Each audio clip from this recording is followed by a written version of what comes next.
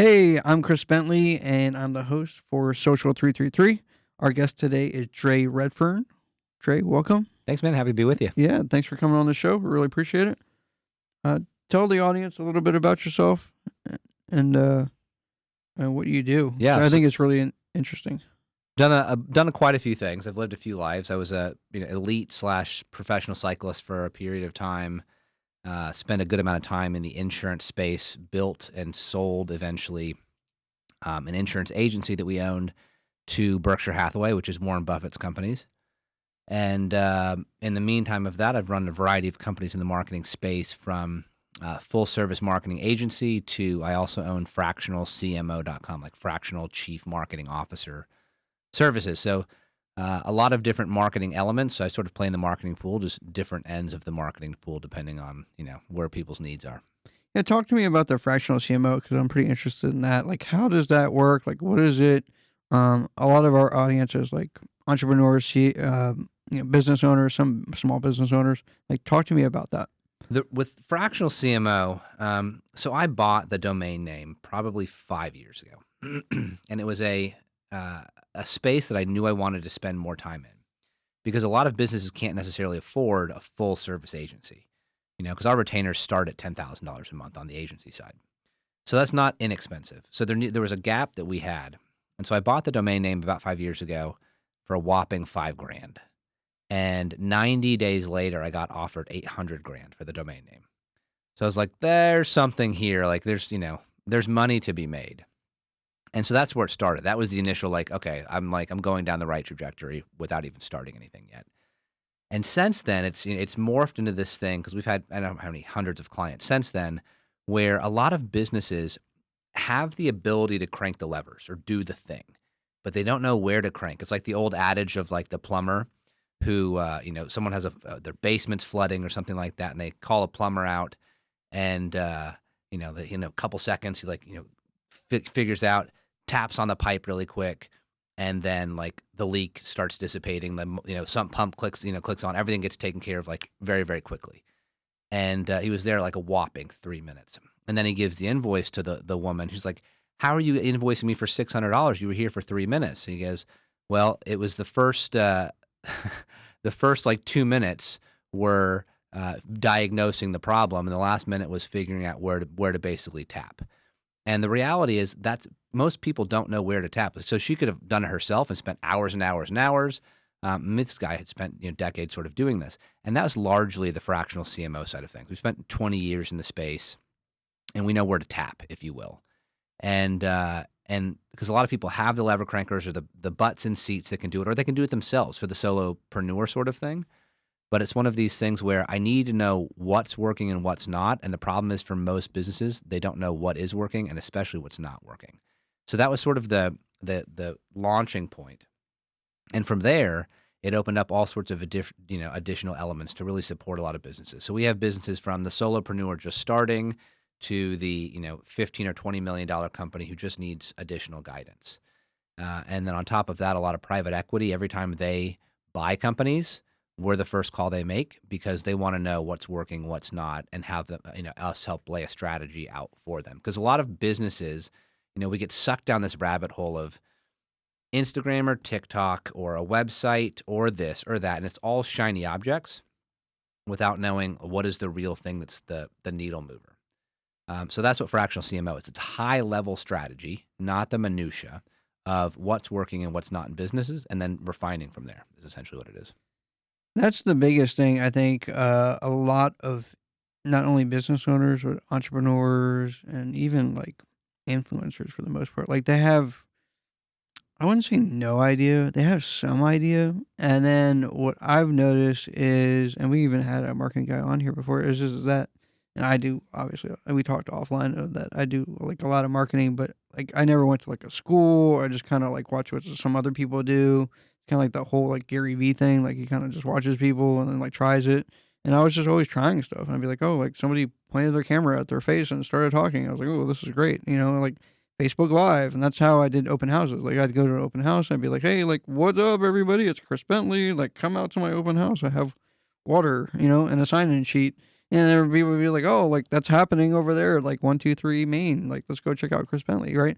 Um, but it's evolved from there, and now it's more of a competition. It's more of a land grab, really, to get your name out there in different ways, either through marketing or branding or a combination of both. Um, Talk to me a little bit about kind of differentiating a brand and branding yourself versus like marketing, like funnels and Sure. sales and stuff. So there's two elements of what we call like traditional marketing. One is branding, and most businesses cannot afford to brand. The real terminal like Coca-Cola throwing a billboard up on the side of the highway, that's brand. No one needs a Coca-Cola right now, but it puts the interest in their head of like, oh, maybe I could get that when I get to my destination. So the second part is direct response, where if I'm going to spend a dollar, I want to get that dollar back. And that's super, super important because for a lot of smaller businesses, I can't wait 6 months to recoup my investment on my marketing. I can't wait a year, et cetera. So I got to be able to be very careful of like this line between branding and direct response marketing. So yes, it's important to have a logo. It's important to have like your brand sort of figured out, or like the right headshots and all of the other sort of stuff. But for the vast majority of businesses, that's where we say branding sort of like needs to stop. Then it needs to shift to, if I'm engaging in some sort of marketing activity, how do I spend a dollar to get two or three back? Or how do I spend $10 to get $100 back, like asymmetric? And so a lot of people spend way too long on the quote unquote branding side of it, the logo, the headshots, all of that sort of stuff. And they negate any real action of traditional, really good marketing. And so they end in this constant, like, spiral of just mediocre results, or like feast to famine roller coaster. And then there's more month than money. And there's this constant sort of thing. And like, when the hell am I going to get off this roller coaster? And that's because for a lot of people, they don't actually engage in the real marketing stuff that moves the needle. They just saw a Gary Vee or somebody else and like, I'm going to go do that today. I woke up on a Tuesday and I'm going to go do that today. And you can't do anything worthwhile if you're going to be like helter skelter all over the place without doing anything consistently. That's what I find for, I sell real estate. So I find I'll hire an agent and they'll, close something or they'll borrow some money from something. And I'm guilty of it. I used to do that kind of stuff too. And, for me, like I'd get a nice suit, right? And then I look like a normal person and look like I just got it off of like men's, I won't say anything bad, but like I just picked it up from a department store and Yeah. like, like I look like a professional. And then I'll go rent the BMW and I'll go like do all the stuff I'm supposed to do and look like $1,000,000. And then I'll be like, go do some photos. And then I'm like, okay, cool. Now I'm done. Like business, come to me. Right. And it just doesn't work like that. Yeah. And then I've also seen a lot of, just what you're talking about, like jumping around, right? So like I'd be like, oh, okay, well, like, traditional method, like somebody's gonna do mailers, right? And Johnny does mailers at the office and Johnny's successful. Well, like Johnny's been doing mailers for the past 40 years. 40 years, right? And like back when people actually like got a piece of paper and opened it from the mailbox and looked at it and was like, ooh, like maybe I'll call Johnny. Right. Like they don't really do that anymore. Some people places maybe do, but for the most part they don't. Um, but that's kind of what I've noticed. Or they'd be like, okay, well, like, Susie is really killing it on Instagram. And like, I'm going to go out and do what Susie does, which is killing it on Instagram. And they do it for like a week. And then they're like, well, like, I got like 2 new followers. I'm not a millionaire in a week. Yeah. Something's broken. And I'm like, but now we're going to switch to YouTube, and I'm just like, what have you kind of seen that is successful outside of just like staying the course? Like in today's 2025 world. Yeah, so consistency is always going to be number one. Just being consistent with everything. You can make money on TikTok or Instagram or direct mail. Like I love direct mail because people's email inboxes are flooded and their mailboxes are empty. But every single one of these things work. More than anything, that thing has to have a higher reaching strategy that it falls into. So if the goal for me is like, I think followers is such a vanity metric because we've worked with like literally the largest Instagram page in the travel section, millions and millions of followers. It was everything they could do to drive 3,000 clicks to an offer that we put in front of them. Well, just for perspective for the audience, I could go buy that for $3,000 today and not spend $1 a click basically, or even $2. I'll spend $6,000 on it.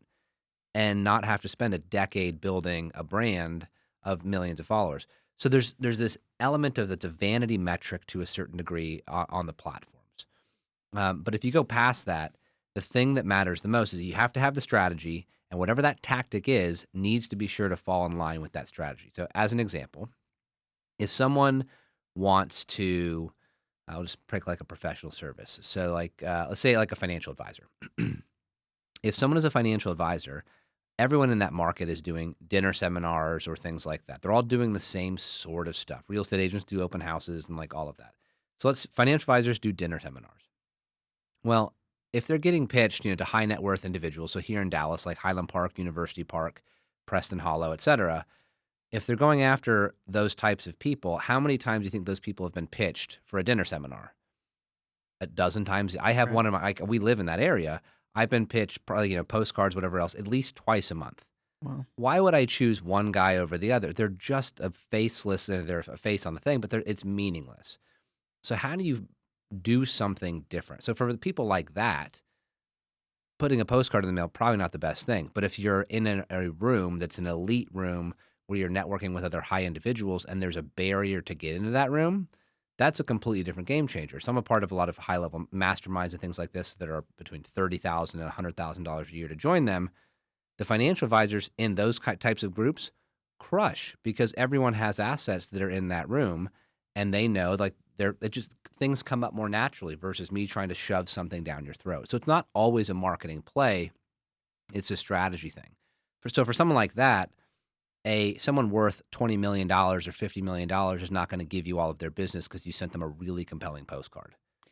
Yeah, and financial services is difficult. So, like, I have my own capital management company, and at the end of the day, it's going to be like the result. Yep. So they're not looking at how like great my smile is. They're not looking at like what I'm wearing, even though it's like the top of the line, whatever.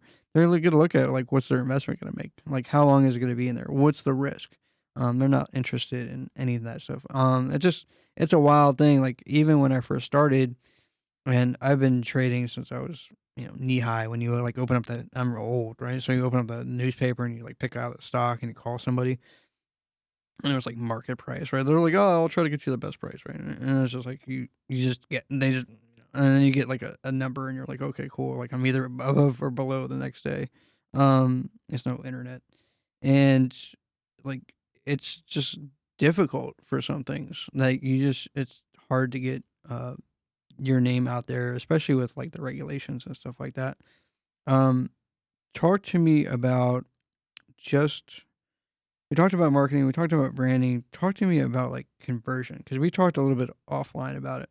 And kind of what I was saying earlier, where it's like it's a really like a race in terms of on the internet to get your name out there because what's the first thing the person's going to do? Look you Google up. you. Yeah. They're gonna Google or Yahoo you or whatever it is the search engine is at that particular time, right?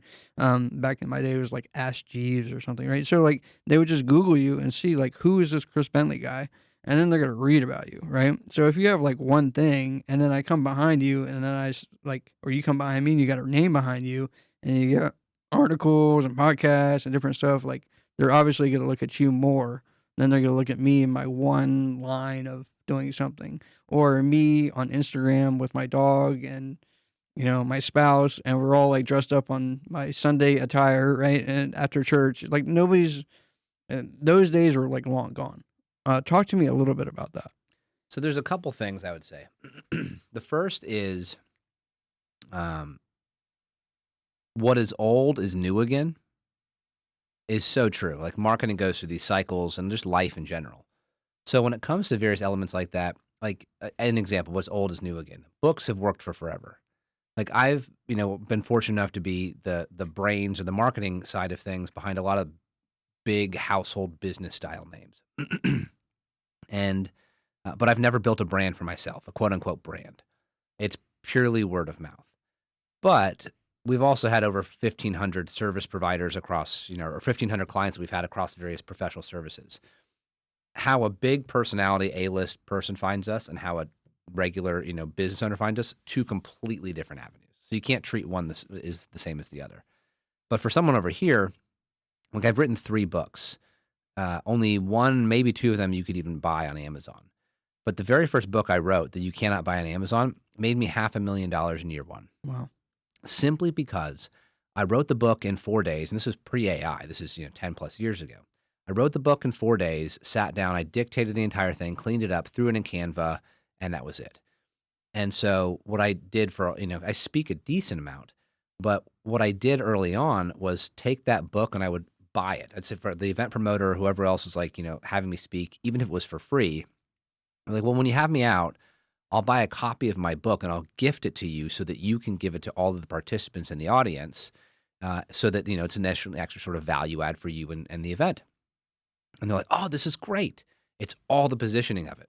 Well, what it really was a book that was my entire sales letter. But if, hey, you like what you're hearing on the stage, go read that book. You can read it in 45 minutes. And so they take it home on the flight home or wherever they were going. And the next business day, I was booked. Nice. And so it made $500,000 in year one just off of that. That took me 4 days to do. And most people would be like, well, I don't want to print the cost. And wow, it's a couple $100. Whatever. It doesn't matter. Like, it's things like that. So what's old is new again. Books work great. No one really makes money on books unless you're an Obama or a Kardashian or someone like that. But if you're in business, that's a huge value add because people throw business cards away. They don't throw books away. So that's one little thing that with the power of AI these days, you could write a book in a day, basically, if you wanted to. So that's certainly one of the elements that are not as talked about, but definitely works. The other part is if you're going to spend $1 to convert or whatever the element is you're trying to convert, have tracking or attribution software on your websites. There's free stuff out there like hotjar.com, HOTJAR, where it essentially takes a video image of every interaction that a person has with your entire website. And then it can make heat maps off of that. It could do all sorts of stuff. So you could see how people are engaging with your stuff without you having to go hire secret shoppers or whatever else.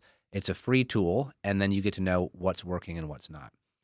And if you know it's working, well, do more of that. If something's not working, because people are clicking on something because they think it's a button and it's not, maybe you should fix that, and maybe you'll make more money or get more opt-ins or webinar leads or whatever it is that you're trying to optimize for. So part of it's just like having better optics on the thing, and like there's free tools out there like that, but also don't necessarily overlook secondary conversionary elements where I'm writing a book, but that's not the real element. It's really getting people on the phone after I give it away to them for free. So there's all sorts of things like that.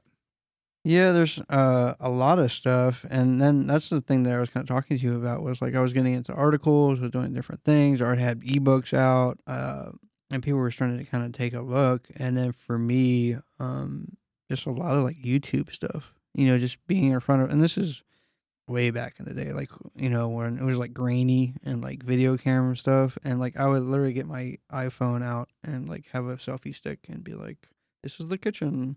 And like this is before like real like professional walkthroughs were going, and people were like, "Oh, like there's a kitchen," and I'd be like, "Yeah," and people were like, "Wow, this is great." Like I could sit around. This is pre-COVID, right? So like people were like, "Oh, this is great." Like I could sit at home and on my couch and like actually see what the house looks like.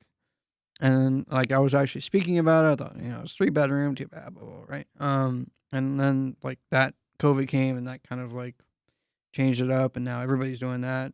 But what I've learned is like just more of just being consistent with whatever it is that you choose. Yep. Doesn't matter what it is. You can be successful in any of the platforms, any of the things, but staying with it. That's Yeah. paramount. Talk to me a little bit about like I know we got into you being in different rooms and like people that have high net worth or people that like have a barrier to entry, like you have to pay some money to get into that.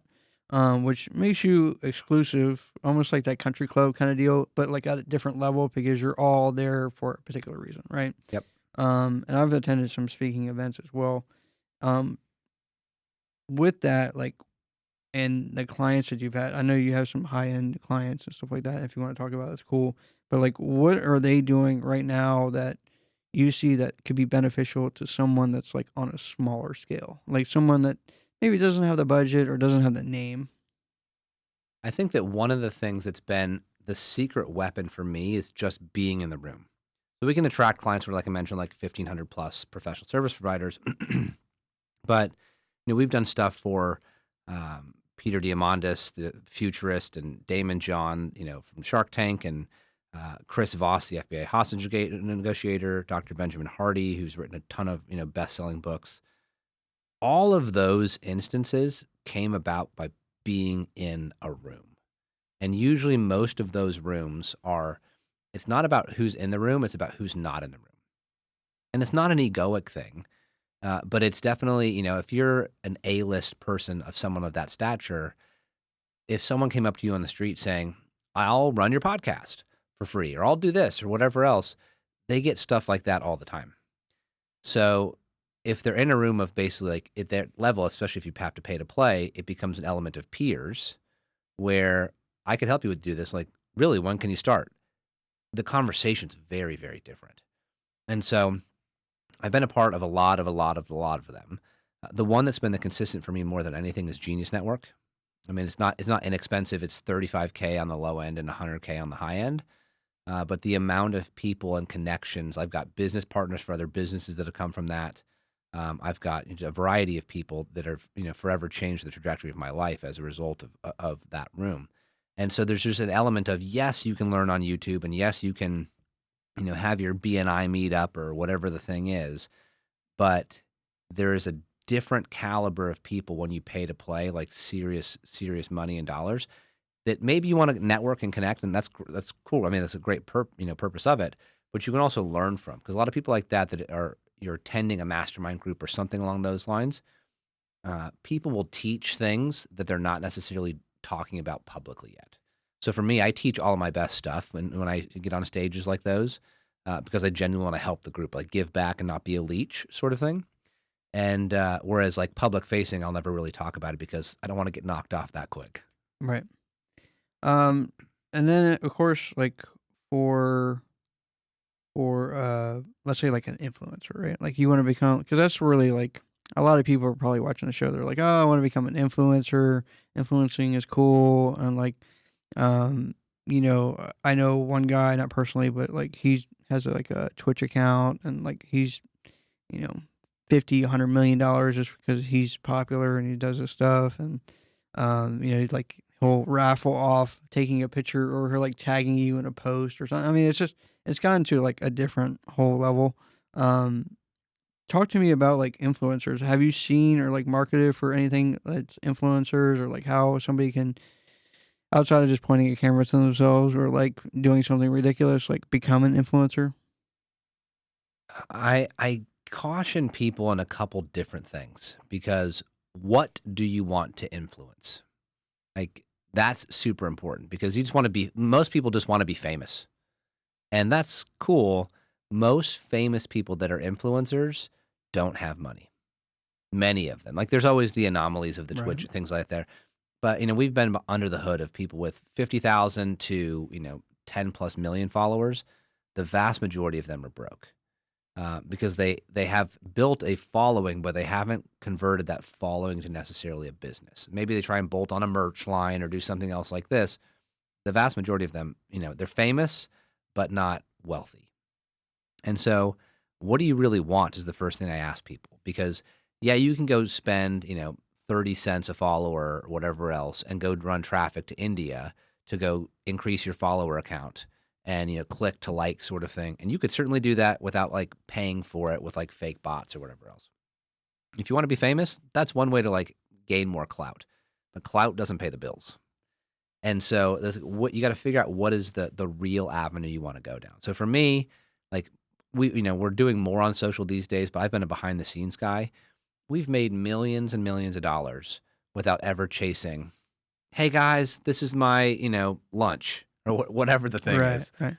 So there's always like, you could do it, but you got to really analyze, like, what are you ultimately after? Most people want the wealth that fame provides, when you can oftentimes get the wealth faster than going the fame route. I know a lot of wealthy people that are not famous, and I know a lot of people that are like Instagram famous that like exactly what you're saying. And then kind of I'm guilty of it, and like I'll be straight up, is that like I wanted to be famous because I thought that's what it was. And like my broker at the time was like, what are you really selling real estate for? You selling it to be famous, to be in magazines? And I was like, I want it all, like I want to be in magazines. And then when you become famous, you're like, well, like this isn't really as cool as what I thought because it's not. Like you'll go somewhere and people are like looking at you or doing stuff. If you get in some sort of relationship, like they're checking out that significant other. I mean, it's just a lot of different stuff, depending on how high you scale that fame. Obviously, like I think TV is like the epic. Once you're on TV, then like that's pretty much you got the game. Great. How does somebody want to find you if they want to get in touch with you for some business or maybe have some questions? How do they find you? FractionalCMO.com is probably the easiest place there for a lot of businesses. If they want to know more of what's working in their business or not, there's a diagnostic they can click on there. They spend 10 to 15 minutes filling it out. They'll have a really good sense of, holy smokes, I had no idea that I had this massive gaping hole in my business. It's $197. You get immediate feedback on it. After the initial thing, we send you an 11-page PDF download of all of the, tracked, nurture, convert, humanize, optimize, and their retention and recurring revenue, where any of the gaps are in their business. So if anyone sort of is listening to this and like wants to have some of those gaps filled, or at least understand where those gaps are, fractionalcmo.com and click on the diagnostic. Awesome. Well, thank you for coming on the show. I appreciate it, Draye. Thank you. Absolutely.